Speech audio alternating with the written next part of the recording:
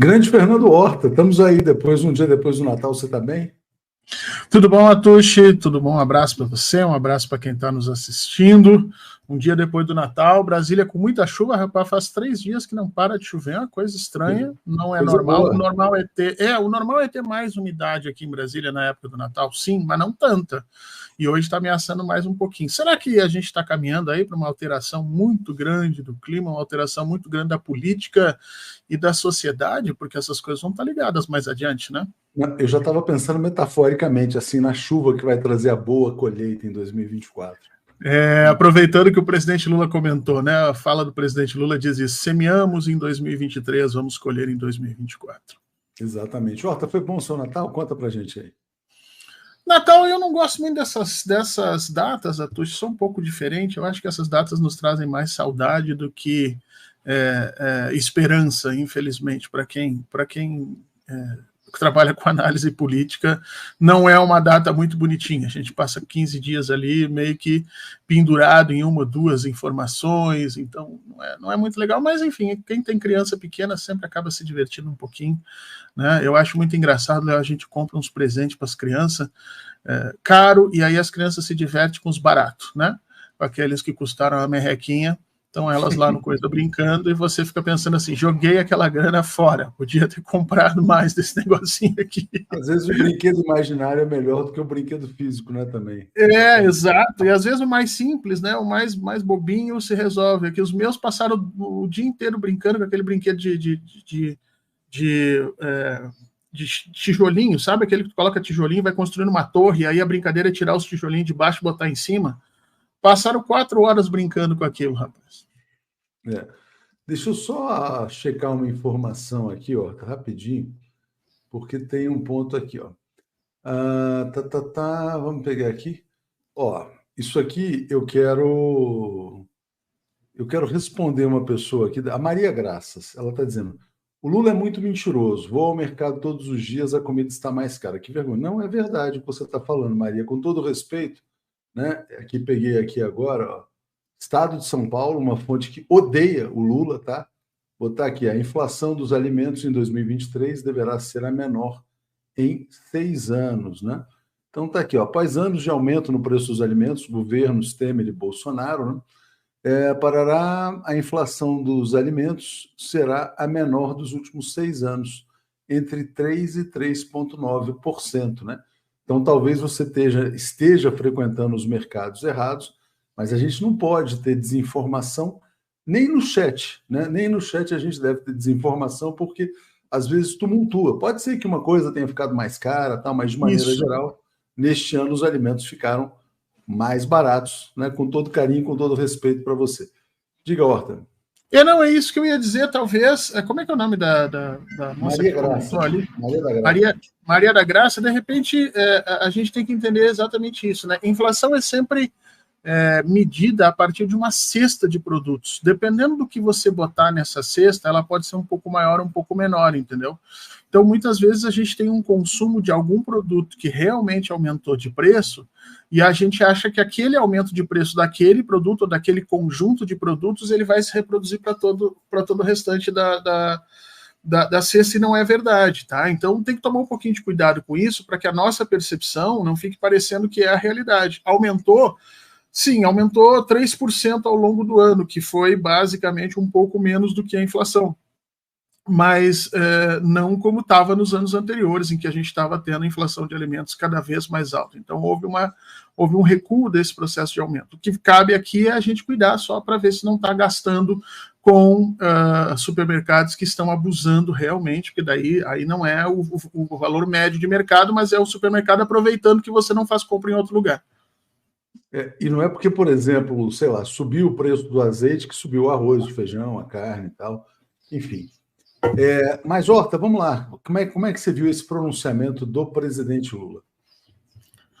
Eu acho que foi um pronunciamento técnico, né? Ele lista ali uma série de questões que ele julga que são pontos positivos indiscutíveis do governo, aponta para 2024, conversa silenciosamente com os grupos críticos que dizem, olha, 2023 não foi tão bom. Ele diz, olha, não foi tão bom porque nós tivemos que reconstruir muita coisa, tivemos que semear muita coisa. aponta para 2024 e faz aquilo que um presidente precisa fazer, quer dizer, indica o caminho que imagina que a sociedade vai trilhar, né, no próximo ano. Então, achei um pronunciamento técnico, uma arte técnica. O que eu fiquei realmente impressionado foi o corte da camisa do presidente, da gravata do presidente. Eu nunca tinha visto uma gravata tão bem arrumada como estava ali naquele momento, né?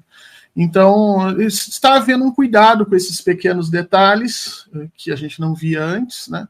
E obviamente que houve uma preparação para isso. Agora, vamos ter que ver se 2024 sinaliza isso, né? E eu acho que esse finalzinho de 23 já está levantando algumas bolas e algumas questões de ontem para hoje que vão ser difíceis de lidar. A Marina, por exemplo, já está pedindo teto para exploração de petróleo, quer dizer, uma das partes do grande desenvolvimento do ano que vem é a exploração de petróleo na região norte, e aí há uma tensão muito forte entre o discurso do governo, o apoio político que vem recebendo internacional para a redução de hidrocarbonetos e a necessidade que o Brasil tem de se desenvolver, de gerar renda, especialmente depois da confusão que foi feita aí com o Lira na questão do orçamento, né? Essa notícia me chamou a atenção também. Como é que você vê isso, Horta? Porque, na verdade, é algo o seguinte, quer dizer, olha, isso só faria sentido se fosse algo para o mundo inteiro, né? Se o mundo inteiro tomasse uma decisão conjunta, né? Todos os produtores de petróleo vão começar a reduzir ao mesmo tempo as suas produções, mas não pode ser só para as novas fronteiras do petróleo. Agora que o Brasil vira uma potência mundial em petróleo, o Brasil estabelece um teto. Qual que é a sua opinião? Isso é muito discutível, tá, Tuxo? O mundo usa mais ou menos 300 milhões de barris de petróleo por dia, tá? Esse é o quanto o mundo usa, não é o quanto ele explora. Ele explora mais porque países ficam fazendo estoque, mas o uso são 300 milhões de barris de petróleo por dia. Nós estamos aumentando o nosso uso em relação aos anos anteriores e não diminuindo. Se você fizer uma conta de... o Brasil produz, por exemplo, hoje, né, produziu em 2023 cerca de 3 milhões e meio de barris por dia. Então, o Brasil produz 1% do que o mundo inteiro consome por dia de petróleo. Então, você oferecer um teto para o Brasil não necessariamente resolve ou minora ou afeta o problema climático global. Nisso você tem toda a razão. A questão é que, se você não oferecer esse teto, o Brasil não funciona como uma espécie de barômetro, né, como uma espécie de grilo falante dessa indústria de hidrocarbonetos, que é o que o presidente Lula tem feito nos últimos anos, né, cobrando a transição para fontes energéticas limpas, cobrando respeito aos acordos climáticos. Então, eu acho que o que a Marina está tentando aí é estabelecer uma ligação entre o discurso brasileiro, especialmente o discurso que o presidente Lula fez para o lado de fora, e essa relação com a exploração de petróleo no norte, uma ligação de responsabilidade, né? Olha, nós estamos aumentando a produção, sim, mas nós temos um teto. Eu acho que é uma solução paliativa, muito mais no ponto de vista do discurso e do modelo de ação internacional, do que uma questão efetiva. Agora, Léo, olhando os dados, tá? Eu tenho olhado muitos dados dessas transformações climáticas, talvez estivesse no momento da gente realmente começar a pensar em parar a produção de hidrocarbonetos. Todos os dados que vêm da ONU chamam muito a atenção pela velocidade com que o planeta está se transformando. E essa marca de 1,5 grau de temperatura, de elevação de temperatura, que se esperava chegar só na segunda metade de 2020, se chegou esse ano e já está se trabalhando com a ideia de que não vai se segurar, que não vão passar para 2. Então é muito feio o que está acontecendo. Não, eu acho que todo mundo é a favor da transição energética, mas tem que se tiver que acontecer, na verdade, uma redução da produção de petróleo, tem que ser o petróleo dos Estados Unidos, da Arábia Saudita, né, do Irã, da Rússia. Não, é que nem eu disse, o Brasil produz 1% só desse petróleo. Se o Brasil cortasse todas as emissões, se o Brasil cortasse todas as emissões, não, se o Brasil cortasse toda a sua produção, ainda assim não alteraria em absolutamente nada o cenário internacional. Mas aí que está, o Brasil está servindo de modelo nesse momento. Então, é nesse sentido que eu acho que a Marina vem a público fazer essa cobrança. Exatamente. Bom, Horta, vamos seguir. Vamos só, antes de trazer outros temas, continuar na questão do discurso do Lula. Você acredita que 2024 vai ser um ano de colheita, como ele falou, ou essa colheita está ameaçada? Ou, na minha opinião, na verdade, já houve colheita até em 2023. Muita coisa boa aconteceu nesse ano na economia, mas, lógico, não foi nada espetacular, mas perto do que se previa foi bastante positivo. Como é que você vê essa ideia de uma colheita no ano que vem? Eu tenho defendido, assim, quando a gente compara com o governo Bolsonaro, foi espetacular. A gente tem que dizer isso. Se você comparar com o governo Bolsonaro, o que o presidente Lula fez esse ano é espetacular. O presidente Lula aumentou o salário mínimo, o presidente Lula aumentou a grande maior parte dos reajustes das categorias foi aumentar também, a inflação ficou segura, o PIB cresceu, desemprego diminuiu e eu não gosto muito de usar esse termo, porque, né, mas a Bolsa ficou feliz, o financismo ficou feliz, porque o juro seguiu em 11,75. Então é um milagre o que foi feito, né? Nós estamos aí com uma balança de comércio tremendamente favorável para o Brasil, quer dizer, o Brasil está amealhando dólares, isso tem um ponto positivo e um ponto negativo, a gente pode depois dar uma olhada nisso, mas comparando com o Bolsonaro é um milagre. Agora, o ruim é a gente se comparar com o Bolsonaro, porque a realidade é que o governo Bolsonaro ele foi absurdamente ruim em todos os patamares que você possa olhar. Então, eu acho que é uma régua baixa que a gente está usando. A gente não pode se comparar com o Bolsonaro. A gente tem que pensar no Brasil que a gente quer. E para pensar no Brasil que a gente quer, eu acho que a gente podia ter feito mais em 2023, bem mais. E tenho medo do que essa dupla, o Lira e o Campos Neto, podem fazer na economia brasileira. O Campos Neto segue como sabotador geral da União, segue mantendo um juro de 11,75%. Né? Teve um churrascão de fim de ano, você soube desse churrascão, né? Eu acho que tentaram tirar umas fotos comprometedoras ali do Campos Neto para tentar fazer alguma chantagem, porque é o único motivo que você convida uma figura dessa para fazer um churrasco, né? Porque claramente a figura está colocada ali para destruir o governo Lula. Ele já avisou, já lançou aí para todo o mercado financeiro que no ano que vem o juro desce no máximo até 9%. Quer dizer, ao longo do ano, ele está imaginando que vai diminuir 2 pontos percentuais do juro. Nessa velocidade, nós vamos chegar a um juro minimamente aceitável no final do governo Lula só.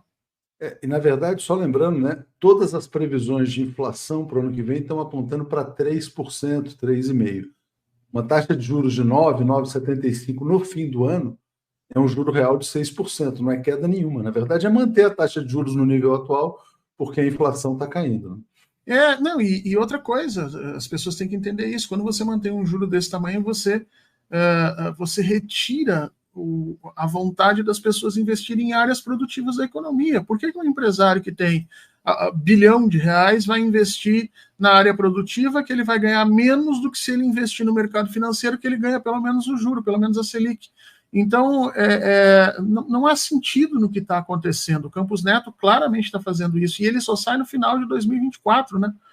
Então, assim, é assustador isso que está acontecendo. Eu tenho a impressão que o plano do ministro Haddad não deu certo, não deu resultado. A reforma tributária ela é muito aquém do que nós gostaríamos, tá? Depois de que ela sofreu os cortes e os recortes da Câmara e do Senado, as elites colocaram ela onde eles queriam, né? O arcabouço fiscal, a reforma tributária em si só vai começar a fazer algum efeito lá para 2026. O arcabouço fiscal que começa a fazer efeito agora em 2024 já começa nos podando, porque o ministro Haddad deu a informação ontem, que nós estamos com 130 bilhões negativos nesse ano.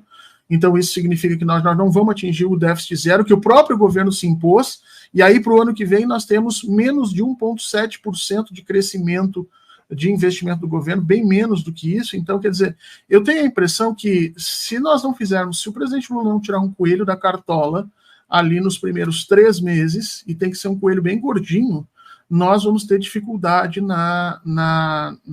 no crescimento econômico a partir do segundo trimestre de 2024. Agora, eu não duvido mais do presidente Lula, porque coelho da cartola é o que ele tem mais feito, né, o que ele tem mais conseguido tirar nos últimos anos. Então, agora, se depender do como a economia está visualizando 2024, a gente vai ter algum problema sim.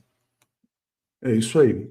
Horta, vamos lá. Então vamos falar de outros assuntos. Eu queria entrar num tema que polemizou bastante essa semana, e acho que você pode acrescentar muito nesse debate, que é o tema da comunicação e tal. E esse episódio choquei, né? Choquei, Jéssica, a menina infelizmente cometeu suicídio, quer dizer, uma tragédia, a partir de uma fake news propagada por um perfil de fofoca, mas que também comentava sobre temas políticos, né? Como é que você viu esse episódio? Quais lições que ficam? O que isso aponta, né, para a comunicação de governo? De governo, né? Porque também havia uma discussão sobre se aproximar ou não se aproximar de influenciadores. Foi bom ser tocado nisso, tá? Do ponto de vista da regulamentação, da saúde do sistema digital brasileiro, fica muito claro que a gente precisa pensar em formas de melhorar a saúde e principalmente de afirmar direitos, e esse é o meu grande ponto. Nós precisamos afirmar direitos dos usuários digitais do Brasil e não necessariamente regular as redes, tá? Existe uma diferença bem grande entre regular a rede, regular a Big Tech, regular o capitalismo digital e afirmar direitos. São caminhos de ação no mundo digital diferentes. Esse PL 2630 que estão tentando ressuscitar, ele é uma droga, uma porcaria, são 2 anos de trabalho legislativo jogado fora, não regula as redes, não resolve o problema, não evitaria a questão do suicídio da menina, então é um erro, nós temos que voltar para a planilha e pensar uma solução diferente. Então, essa é uma questão. Tá? A segunda questão, e aí você tocou muito bem, é a estratégia de comunicação do governo. Vamos lembrar o seguinte, quando terminou a eleição, Atush, havia 2 consensos na comunicação do governo, que o perfil Choquei e que os Janones eram ou tinham sido os grandes pontos positivos da disputa que tinha se travado ali entre o bolsonarismo e a campanha do presidente Lula no final da eleição. Eu me recordo que, na época, eu fiz uma fala muito forte dizendo que nenhuma das duas solução, que não cabia a nós, na esquerda, repetir as mesmas coisas que a direita fazia, mas eu caí no vazio porque havia uma ensandecida alegria por nós estarmos usando as armas do inimigo contra eles. Eu me recordo que a esquerda usava exatamente esse termo. Quando o Janones criou aquela fake news lá contra o Nicolas, o deputado Nicolas, não sei o quê, inclusive usando um filme gay no início do segundo turno, foi uma confusão, o presidente Lula perdeu o apoio da comunidade LGBT, o discurso se radicalizou, e se naquele momento o Nicolas tivesse cometido suicídio? Né? Provavelmente nenhum de nós ia ficar nem um pouquinho chateado, mas é mais ou menos o que o perfil Choquei fez agora. Esse é um perfil que nós chamamos de captador. Né? As pessoas pensam que entrar na rede é uma coisa simples, mas não. Todo mundo entra na rede pela mão de alguém, tá? E normalmente esses perfis grandes, como o Choquei, que é uma cópia de um perfil de extrema-direita que já existe, chamado Te Atualizei, que fazia muito sucesso, esses perfis eles usam uma estratégia de informação e desinformação. Eles fazem uma quantidade brutal de postagens diárias, normalmente uma a cada 15 minutos, mesclando notícias chupadas da grande mídia, notícias que só aparecem nas redes e, portanto, elas não podem ser confirmadas, né? E nenhum portal grande de notícia poderia dar as notícias que o Choquei dá, porque haveria uma responsabilização penal sobre isso, e a Choquei dá, o perfil, né? E depois notícias lúdicas, como gatinhos, gente caindo, coisas engraçadas, e no meio dessa confusão ela vai captando gente, e nisso ela vai direcionando essas pessoas para dentro dos discursos políticos. Essa é uma das formas que a direita usou para construir as suas redes, tá? Tanto que isso foi copiado desse perfil Te Atualizei, mas não é a forma como nós de esquerda deveríamos usar. O que aconteceu é que, terminada a eleição, parecia que esse modelo de copiar a comunicação da direita estava em ascendência. Tanto é que o presidente Lula foi fazer lives semanais, exatamente como fazia o Bolsonaro, né? Os perfis foram utilizados, esses influenciadores foram utilizados, e eu acho que tanto o derretimento do Janones, em função do que já se conhece com relação às questões que envolvem ele aí, de denúncia de Ministério Público e tudo mais, quanto a irresponsabilidade desses perfis, como, por exemplo, o Choquei, mostra claramente que o governo está perdido na comunicação digital. E aí, Atush, eu quero sinalizar uma outra coisa. Está na hora do governo começar a entender o ecossistema de comunicação de esquerda como aliado e não como concorrente. Porque é só a partir da percepção de que é um ecossistema aliado de valores semelhantes é que nós vamos conseguir crescer. Do jeito que está, eu acho que a gente não tem muito para onde correr. Nós vamos ter que efetivamente começar a lidar com as responsabilizações desses monstros que nós ajudamos a criar. Afinal de contas, o próprio presidente Lula replicou o Choquei durante muito tempo como estratégia de comunicação para dar visualização àquele perfil que estava começando. Mas sempre é uma relação, na verdade, de mão dupla, né? Porque, na verdade, esses perfis muito populares também ajudam a impulsionar candidaturas, né? Isso é um fato. Você acha que depois desse episódio o governo deve repensar a sua relação com influenciadores, deve manter distância?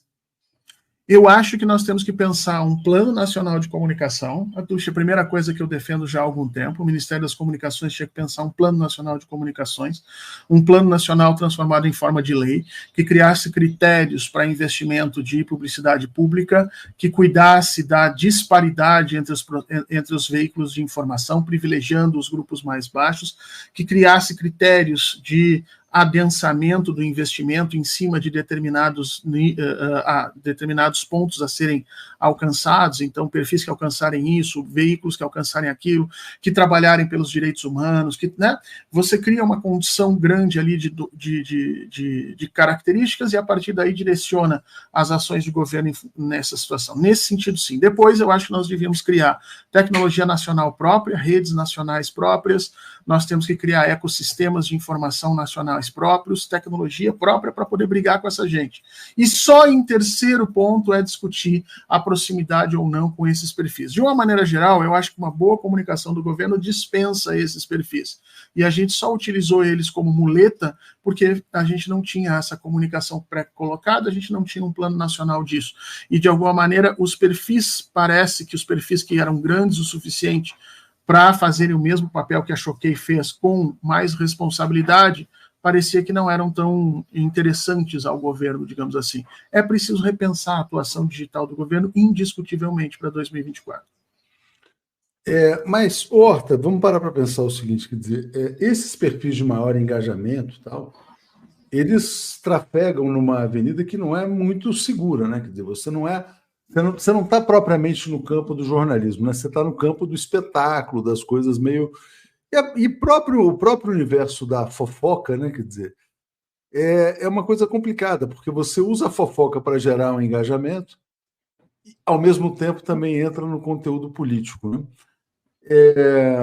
Será que não é uma coisa assim, quer dizer, que deveria ser vista com uma cautela maior? Assim? Eu sei que você já falou sobre isso, mas... Eu fico pensando, quer dizer, porque, enfim, houve inclusive discussão sobre criar grupos de influenciadores pela democracia. No fundo, o compromisso deles é com like, engajamento, receita, enfim, né? Isso, é isso que eu falei no início, né? Uma coisa é a gente regular Big Techs, que nem o pessoal está dizendo aí, que se criou um ódio à tecnologia, tá? Regular as Big Techs. Então, vamos regular as Big Techs. Não é isso que tem que ser feito. Nós temos que regular o capitalismo digital. Sabe uma coisa que se a gente fizesse resolveria 80% dos problemas brasileiros? Criar uma lei contra assédio digital. Assédio digital. Definir o que é assédio digital. Assédio digital é quando alguém vem com um celular grudado em você e fica conversando e coloca aquilo nas redes. Isso é assédio digital. Isso fez o MBL chegar onde chegou, mamãe falei, isso travou problemas sérios para a política brasileira. E isso é uma excelente ideia, tá?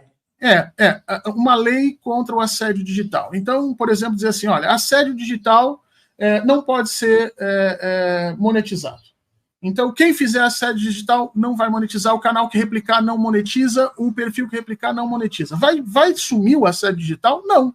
Essa gente vai continuar fazendo, mas vai diminuir muito a quantidade de pessoas dispostas a fazer esse jogo, né? Porque eles fazem esse jogo para apanhar. A mamãe falei fazia isso.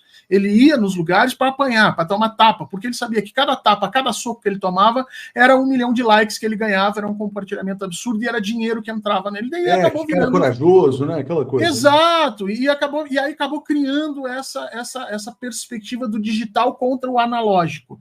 Então, olha como eu sou moderno, eu tenho agora a minha livre expressão, um celular, e eu posso fazer o que eu quiser. Não pode, tem que se regular o assédio digital. Criar um grupo para regular o assédio digital e regular o capitalismo digital. Atush, olha só, a Europa, há muito tempo o Brasil está no lugar errado. Tá? Eu participei intensamente no último ano de uma série de seminários nacionais e internacionais sobre isso, e o Brasil está no lugar errado. Apesar de que muita gente no governo diz, não, nós estamos indo para o lugar certo. Não estão. A Europa trabalha especialmente em cima de duas coisas. Letramento digital, porque sem letramento digital não há o que se fazer no mundo digital. E, em segundo lugar, regular o capitalismo digital. A Europa está pensando em cobrar uma taxa anual das Big Techs para permitir que as Big Techs atuem dentro do seu território. E é isso que o Brasil devia fazer. Hoje, o modelo de negócios dele depende do Brasil.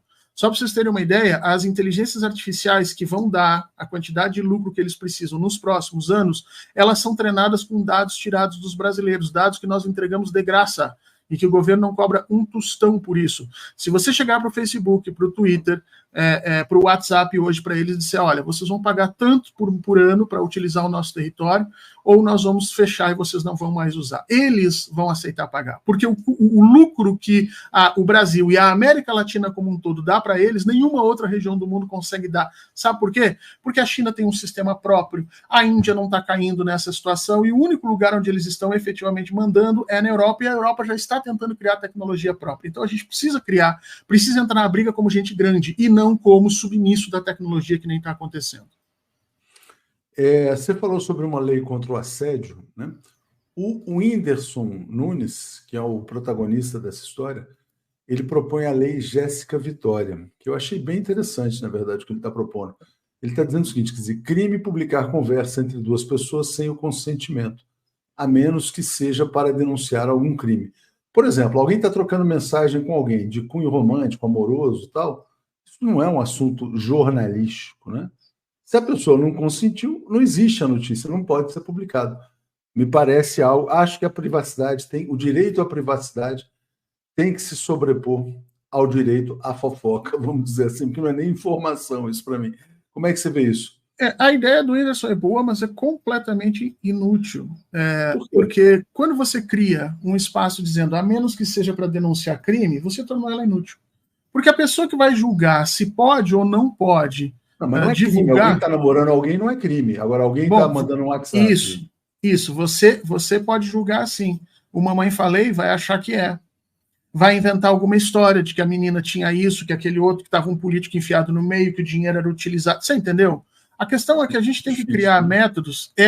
Porque o grande problema, que as pessoas não se deram conta disso, e que é por isso que o governo não avança, tá? É porque nós estamos definindo quem decide no mundo digital as disputas entre nós. No mundo material, nós escolhemos o judiciário. No mundo material, nós temos uma figura chamada juiz, que recebem fortunas de dinheiro, inclusive agora no final do mês ganharam um presentinho de Natal maravilhoso aí do Toffoli, para resolver todos os problemas entre nós. No mundo digital, as Big Techs não querem que ninguém resolva, a direita quer que eles resolvam, o governo quer que seja eles, e nós, na esquerda, não entendemos ainda direito o que é essa discussão. Então, a discussão é sobre esse ponto, quem vai decidir o que é correto ou não. Então, o Whindersson Nunes aponta o problema de forma muito, muito direitinha, mas ele dá uma solução que não funciona. A solução para isso é desmonetizar. Assédio digital é desmonetização. E o que é assédio digital? Bom, vamos definir o que é assédio digital. Assédio digital é toda vez que você usa informações no meio digital com o objetivo de assodar, assediar, né, pressionar pessoas no mundo real, ou perfis no mundo digital. Quando você faz isso, você está cometendo assédio digital. E aí, quando você comete assédio digital, maravilha, só que isso não pode ser monetizado de jeito nenhum. Canais que monetizarem isso perdem, né? Canais que colocarem isso perdem a monetização inteira. Acabou isso, Atush. Isso vai morrer de imediato, que é o que a gente faz no mundo. No mundo, você pode expor a conversa de qualquer pessoa. Eu com você conversando, eu posso pegar uma foto sua, uma coisa e expor. Não tem problema nenhum. Você vai entrar na justiça contra mim e me tirar dinheiro. Né? No mundo digital tem que ser feito isso, só que a gente tem que fazer isso de forma preventiva, para evitar que aconteça. Então é desmonetizar. Está na hora da gente pensar nisso. Agora, isso tem que começar por onde, Atush? Tem que começar pela Câmara. Porque um dos grandes responsáveis pelo suicídio da menina é o Arthur Lira, que vê esse tipo de política acontecer dentro da Câmara Federal, dentro do Senado Federal, feito por deputados que estão lá com celulares, assediando colegas, ameaçando, e não toma medida nenhuma.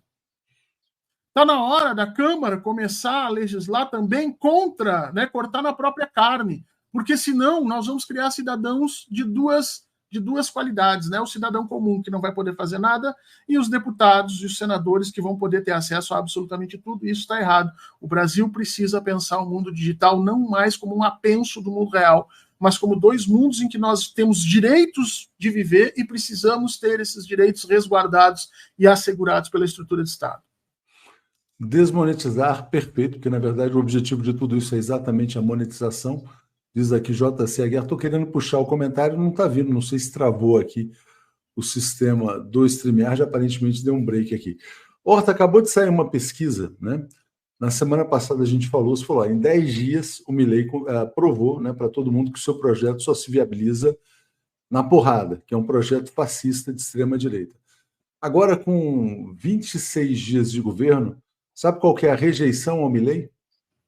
63% dias, né? Dos argentinos rejeitam o Milei. Acho que eu é que estou fora. Acho que não o Horta. Não, o Atushi acho que deu uma caída. Eu acho que o Atushi falou em 26 dias, mas eu acho que são 16, né? Porque ele assumiu no dia 10 de dezembro. É isso, né? 10 de dezembro ele assume, e aí nós temos 16 dias, e em 16 dias ele já tem 63% de desaprovação. E isso não é nada mais, nada menos do que se esperava, porque quando começou essa história de cortes de direitos, de precarização de toda a estrutura social da Argentina, a gente sabe onde é que isso termina. Isso aconteceu no Brasil. Né? Qual foi o objetivo de Temer e Bolsonaro no Brasil? E isso foi dito para todo mundo, gente. Tá? O Armínio Fraga, que era para ser o ministro da Fazenda, caso o Aécio ganhasse a eleição e não a Dilma, o Armínio Fraga disse muito claramente ali naquela época, disse, a mão de obra no Brasil está muito cara, está fazendo com que a indústria brasileira não seja competitiva. O que ele está dizendo ali? Nós estamos pagando demais para trabalhadores e não estamos conseguindo baixar o nosso preço para concorrer com as empresas internacionais. Mas nós não concorremos com as empresas de outros países porque nós temos baixo investimento em tecnologia, porque o nosso empresariado ele é literalmente preguiçoso. Ele não trabalha as melhores condições, porque nós temos um sistema de educação que carece de uma série de problemas, né? Carece de uma série de soluções, aliás. Então, essas coisas elas vinham acontecendo já no Brasil há algum tempo. Temer e Bolsonaro chegaram para fazer o quê? Para desmontar todo aquele ganho que os trabalhadores brasileiros tinham tido naquela época nos governos Lula 1 e 2 e no governo Dilma 1. Foi para isso que eles fizeram isso. E foi o que aconteceu. Se você pegar todas as medidas do Temer, todas as medidas do Bolsonaro, você vê que elas diminuíram o valor da mão de obra, deixaram a população trabalhadora no Brasil cada vez mais pobre. Tanto é que o presidente Lula, no ano de 2023 inteiro, não conseguiu reaver ainda o nível que estava lá atrás. Subimos? Sim, mas não o suficiente ainda. O que está sendo feito na Argentina? Algo muito parecido. O Milei está precarizando todas as relações de trabalho, está jogando os trabalhadores no desemprego, está jogando necessariamente as pessoas na selva da sociedade para buscar sobreviver, e tudo isso com qual objetivo? Nego Tom, que bom que você está por aí, cara. Eu achei que eu ia ficar meio sozinho. Pois é, o Atush teve um pequeno probleminha na conexão dele e eu entrei aqui para a gente seguir o papo. E aí o que a Argentina está fazendo? A Argentina está jogando essa gente toda na calle, como se diz em espanhol, né, na rua, para fazer o preço da mão de obra baixar e, a partir daí, aumentar os ganhos das elites, especialmente na área industrial. Só que isso não vai ser feito sem sangue. Porque, diferentemente do Brasil, onde houve quase 3 ou 4 anos de preparação para que isso acontecesse, né, para que o Temer pudesse ser presidente, nós tivemos 3 anos, 4 anos de desgaste da Dilma, desgaste do presidente Lula, ataques às frentes trabalhadoras, desmonte da legitimidade dos sindicatos, por exemplo, ataque a movimentos sociais, né? Houve uma preparação no Brasil para o fascismo. O Bolsonaro não saiu do nada, o Bolsonaro foi uma construção nesse processo de destruição dos nossos direitos. Na Argentina não teve isso, gente. Na Argentina, essa preparação não existiu. Na Argentina está existindo luta política, desde o governo Kirchner, mas não aconteceu essa destruição lá. Então, lá, as populações vão reagir. E o Milei vai ser obrigado a colocar na rua cada vez mais estruturas de violência se quiser levar esse plano adiante. Eu, sinceramente, acho que ele não termina o mandato. Eu tenho dúvida se ele termina o primeiro ano de governo. E se ele seguir nessa velocidade, aí é interessante, né? Por que a gente chama de choque de gestão? Porque tem que ser feito rápido. Tem que ser feito da noite para o dia. Porque se você anunciar as medidas e esperar que a população se organize, você não faz. Porque a população vai verificar que vai se ferrar e aí vai se movimentar em cima disso. Então tem que ser feito rápido. Só que quando você faz rápido, a chance de você ter uma revolta violenta na mão é muito grande. Eu acho que é para onde a Argentina está caminhando. A pergunta que eu ia te fazer, Horta, você já me respondeu. Eu queria te perguntar quanto tempo você acha que o governo Milei dura. Inclusive, nós temos uma brincadeira interna aqui que é um bolão. Eu apostei em, no máximo, 1 ano. Né? Você também parece que está nessa mesma linha. Né? Agora, antes achava 1 ano, agora eu já acho menos, viu, Ricardo? Eu acho que nós vamos. Eu não sei se ele chega ao final do primeiro semestre do ano que vem. Porque se discute bastante o apoio que as Forças Armadas daria ao Milei. Parece que ele não conta com esse apoio, né, por parte das Forças Armadas argentinas. Né? Então isso dificultaria muito, principalmente para essa espécie de repressão que ele pretende implementar, pelo que já ficou claro aí, né, nos decretos e pelas manifestações dele também, né, Horta?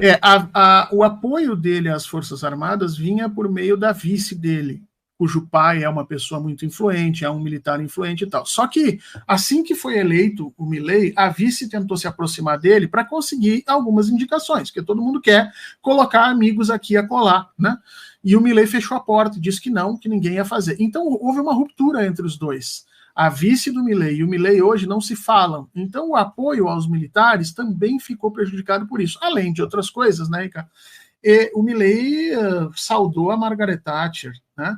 Que todos sabemos que é o grande calcanhar de Aquiles das Forças Armadas Argentinas por conta da Guerra das Malvinas. Da Guerra das Malvinas, sim. Então, assim, isso é uma questão de formação de identidade nacional na Argentina. Você não fala de Margaret Thatcher de forma positiva na Argentina, mesmo que você seja um neoliberal, como alguns são. O Milei não, o Milei é fascista, mas você não fala dela porque você vai perder apoio disso. Então, o que hoje sustenta um pouco é a candidata que é hoje a ex-candidata do Macri, né, que é a ministra da Segurança dele, que é a Bullrich. A Bullrich colocou em prática um plano para fazer as reformas, o chamado Plano Bullrich, que significa tropas na rua, reconhecimento ativo das pessoas que estão se manifestando, retirada de todos os direitos e prisão.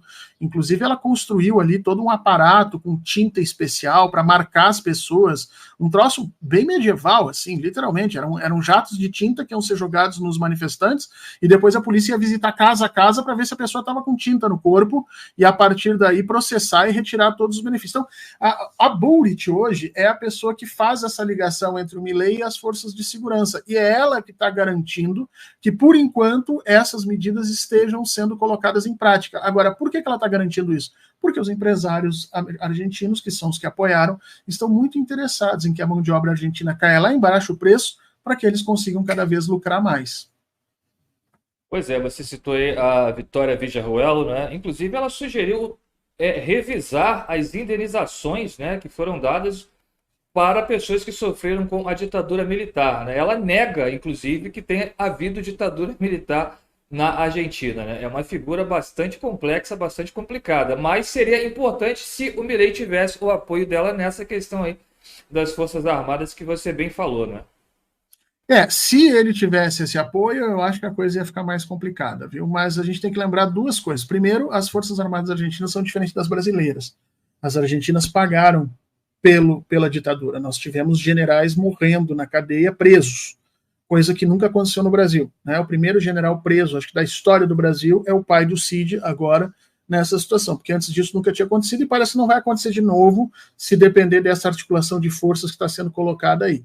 Então, na Argentina, a sociedade civil se impôs sobre os militares. Então, não quer dizer que os militares não tenham poder lá. Claro que tem. Sempre quem está no comando das armas, quem tem os tanques, tem algum tipo de poder. Mas a sociedade civil lá é muito mais sólida, organizada, e já colocou limites que a brasileira não conseguiu colocar ainda até hoje. Então, se fosse uma outra situação, eu te diria que o Milei estaria em melhores condições para ampliar essa ditadura que ele pretende colocar. Nessa situação, eu acho que ele está se desgastando numa velocidade brutal e não sei se ele tem capital político para continuar.